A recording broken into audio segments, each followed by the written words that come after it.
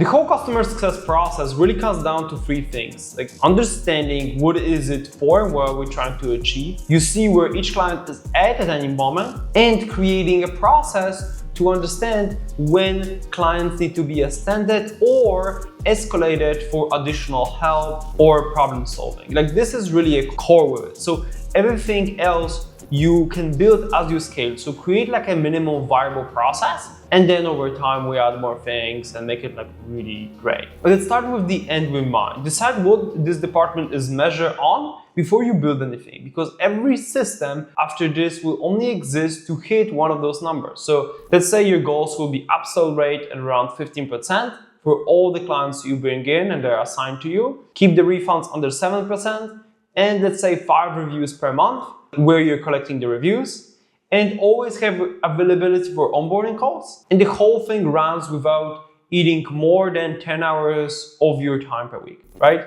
So you build the systems to get each of those goals done. And if you want my CSM scorecard, you can click the link below and just get it in your email. System number one that we put together all our clients in one place is our CRM, right? Just one tool. So pick whatever you like, either ClickUp, HubSpot, Asana, even Slack lists are fine when you're really small. And the tool matters way less than the discipline of keeping it like current and updated. So what do you want to see there? Like their current stage, which is their client journey, and the activation points, like how responsive they are, like if they're marked red, yellow, or green, to understand like how far in the process they are. The offer that they bought and like the goals they came in with it for a better onboarding and expectation experience. Their end date and renewal date, and contact info and where to reach them best. So this is pretty simple, right? If you can't really see like who's stuck and what are the stages, you can't really save them, you can't really extend them. So design it in that way and don't really need to over-engineer it. This is a relatively simple system. Next is creating like a customer journey and activation points. So we covered activation points in the first video, so I won't repeat it here. Just connect the dots. Like the process exists to move clients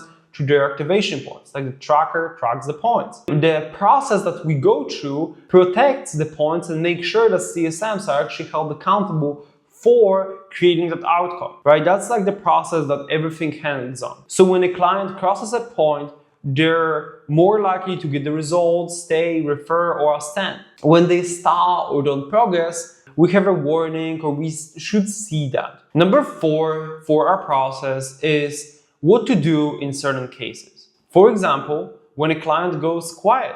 Unresponsiveness is one of the first things I look at when I consult with teams. Like if a client misses a meeting or stop communicating with us, the odds of them turning, leaving a bad review really increase. So we want to follow up with them at least once per week, keeping it really simple. And just following up doesn't take skill. It only takes a little bit of courage and discipline. So there's no excuse for not doing it. Also, you can automate a lot of it. Even the simple follow-ups goes a long way. Treat it, again, we stated, as treated as a paid sales team, so create the follow-ups just as you would for the sales team and keep them accountable for it. System number 2 that you need is when a client is unhappy. So we call it like a safe call. This is the most important conversation in this whole process. So you want to acknowledge what they say first. Like before you start explaining anything or defending yourself or any other like solution, you want to make them feel heard. Even if you're completely right, like do not leave with an explanation or getting defensive. It's similar to like people give you feedback, like just take the feedback. Something like, I appreciate you telling me this. Like I can hear you're frustrated. So I want to make sure that I get the full picture and just ask questions. If that was over text, just propose taking a call, right? Don't jump into protecting yourself or like offering the solutions. They're not going to listen anyways. You can try it in your personal life. Number 2 is get them on call if this is not done over the call already. Number 3 is find the root cause, right? Like almost every unhappy client falls into like 4 buckets. They expected something different than what was promised. They don't feel like they're making progress. Number 4 is they feel ignored or maybe under-supported, or something changing their life, like basically like circumstance, like money, time, health. Knowing which one you're dealing with like changes the resolution. Because sometimes like money, time, health, you have to negotiate the terms. If it's expectation, reach the expectation. Under-supported, well, it's your fault and you have to take responsibility for it.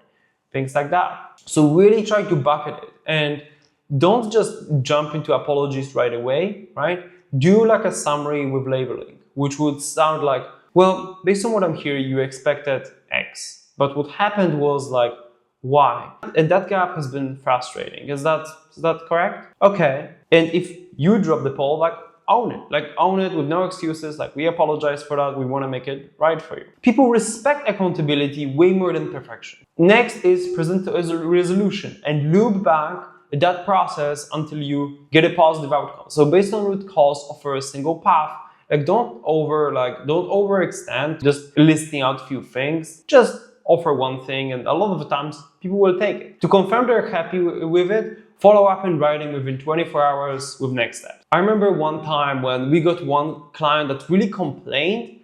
When we followed that process and we actually changed him from one program to another, he became one of our most loyal clients and brought us like in 6 figures and brought in like 3 clients. It's truly crazy what can happen on those calls if you get somebody to vent and understand the solution, show that you run a respectful business, don't just argue with a client. Scenario number 3, if a client wants a refund or like a cancel. If the safe call doesn't land and they still want out, we walk them through a refund escalation process. Never go straight for a full refund and that's it, right? Like, we have to work through each stage in order, and like we send few messages at each one to make sure that they're still worth pursuing, right? So number 1, we understand and try to recommit them, right? Refund requests are a lot of the times not about the money. It's only one of the 4. So find a real reason and remind them why they asked and what they wanted, and push for one-on-one calls. Always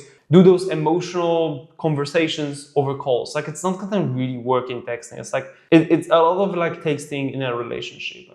Do it in person, one-on-one, that really helps. You can try to negotiate, like give you another shot for 30 days, like adjusting the price, whatever fits, maybe a partial refund, things like that. Next, we go to pausing the program, right? If it's clearly personal and we can offer to pause it for some time, just a few weeks. We don't pause it for longer than like 3 months because it's just really not going to happen, right? Like, if it's pausing for a year, like what is it doing? Unless it's like very structural. For example, they're just like leaving the country and they're not gonna do anything, right? So that's where we're like, all right, fine. Number 4 is partial refund. If they keep pushing, they refund the most recent payment paired with maybe a pause or stop to future changes, and frame it as like goodwill for the situation, not an admission of a failed program. Especially if you state in your terms that you're not really going to do a refund right away. So start with 25% or the first payment, go up to 50% only really if you really have to. And then number 5 is refund the last payment and stop everything. If they are trying to sue you or they really are not happy, refund it all. It really will be worth it, right?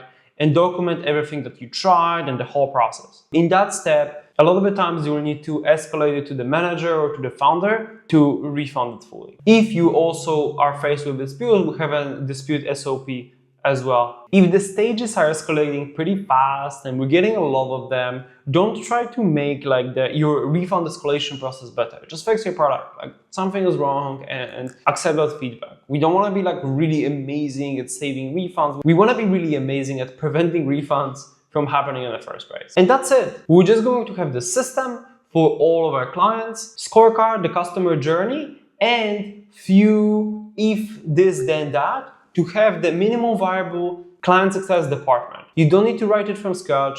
You don't need to keep it in your head. I built a template you can just copy and fill it out in the afternoon. So click a link below and you can just get it. See you in the next video.